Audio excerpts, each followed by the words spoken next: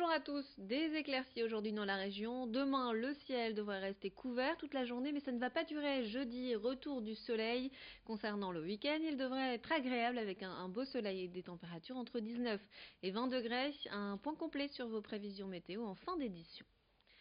Semaine de la prévention et du dépistage des cancers de la peau. Jusqu'à vendredi, des dermatologues de la région proposent des examens gratuits pour dépister d'éventuelles anomalies. Selon les professionnels, il est important que la population soit sensibilisée aux risques du soleil, mais également aux précautions à prendre vis-à-vis des grains de beauté et des cicatrices qu'il faut impérativement protéger du soleil. En France, 1672 personnes sont décédées à cause d'un mélanome en 2012. Plusieurs rendez-vous pour vous faire dépister sont prévus dans la région et notamment demain de midi à 14 h dans le hall de l'hôpital privé Le Bois à Lille. Explication sur cette semaine de prévention au micro de Xavier Silly. Il est important, même dans le nord de la France, de pouvoir surveiller l'apparition de ces taches, de ces grains de beauté, même si on n'est pas aussi exposé que dans le sud. On a également le soleil qui est présent. La semaine prochaine, il fera très beau. Il faudra bien se protéger, les manches, mettre des pantalons et à partir d'une demi-heure d'exposition directe au soleil, il est important de bien se protéger. Les cicatrices en font partie aussi dans cette prévention et il est important de pouvoir aller consulter un dermatologue une fois par an dans le cadre de cette prévention. Et ici, nous, sur l'établissement, nous pouvons orienter vers d'autres établissements et d'autres spécialistes dans le cadre des traitements des mélanomes. Le 15 juin prochain aura lieu la journée mondiale de la lutte contre la maltraitance des personnes âgées, une journée qui a pour objectif de sensibiliser l'opinion publique sur ce problème. À Lille, l'association Alma œuvre au quotidien pour déceler les actes de maltraitance et vient en aide aux victimes. L'association propose une assistance téléphonique. Son rôle est de décrypter les situations de violences diverses, qu'elles soient psychologiques, physiques ou encore matérielles. Les victimes mais aussi les témoins de maltraitance peuvent donc contacter l'association. Je vous propose d'écouter tout de suite la présidente d'Alma au micro de Xavier Silly. Nous avons 4 missions. Notre centre a 4 missions. L'écoute active des situations de maltraitance, le suivi de ces situations suspectes de maltraitance, car elles ne sont pas toutes des situations de maltraitance. Donc c'est pour ça qu'il faut une formation, il faut une compétence pour pouvoir essayer d'agir au mieux. Le suivi en partenariat avec les professionnels de terrain, donc on passe la main aux professionnels de terrain. Et puis dans nos missions, nous avons des missions de sensibilisation, de formation.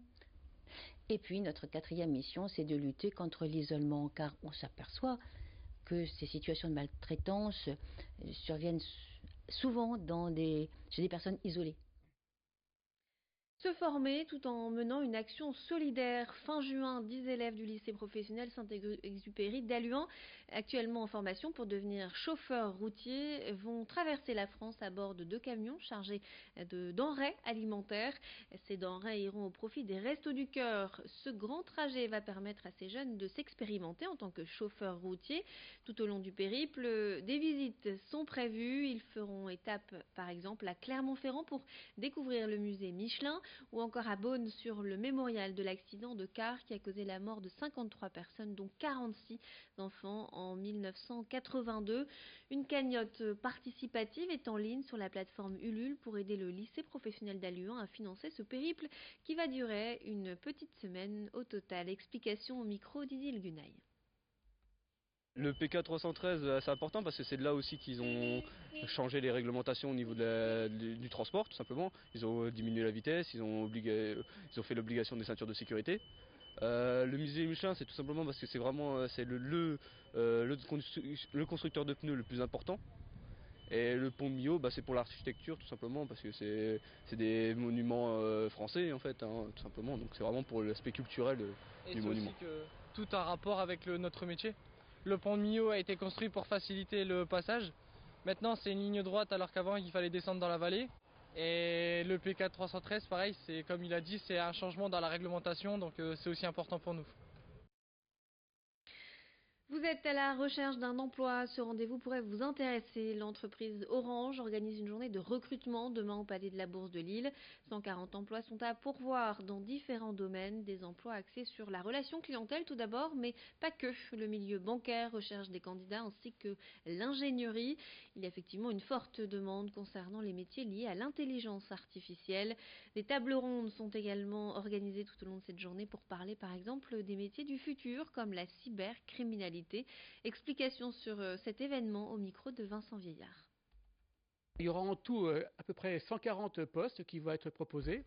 On a parlé de la banque, dans les métiers traditionnels d'Orange. Je parle des métiers d'ingénierie et de déploiement du réseau, les réseaux mobiles, la fibre qui sont d'actualité. Les métiers de la relation client, en boutique ou au service client. Et puis des métiers aussi un peu plus d'expertise dans le système d'information, les métiers en cyberdéfense.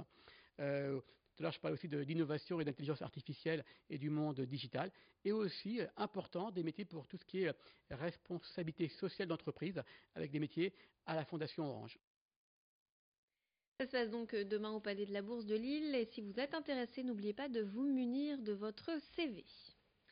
La grève de la SNCF se poursuit et crée en conséquence un ralentissement du trafic. Alors comment faire pour éviter d'arriver en retard au travail? L'entreprise RH Performance, basée à Marc-en-Barœul, propose à ses salariés des vélos électriques, des vélos que la direction a loués à la société 2R Aventure, une entreprise spécialisée dans la location de ce type de vélo. Alors évidemment, il faut habiter à proximité de son lieu de travail pour que la distance à parcourir ne soit pas trop importante. En tout cas, cette solution alternative évite beaucoup de tracas durant les jours de grève. Explication au micro de Vincent Vieillard. Généralement en France, la moyenne des trajets domicile-travail c'est 12 km, ça rentre parfaitement dans le cadre. On a des clients qui habitent jusqu'à 35 km, mais ça c'est vraiment entre guillemets des grands sportifs. Après ce qu'on préconise, nous c'est à peu près 15 km, ça devient pertinent et c'est performant en termes de rapidité, en termes de gains économiques, etc. Donc jusqu'à 15 km c'est adapté et ça ouvre un champ des possibles assez important puisque ce que je vous disais, la moyenne des trajets domicile-travail en France c'est 12 km. C'est la fin de notre édition. Tout de suite, vos prévisions météo. Restez avec nous.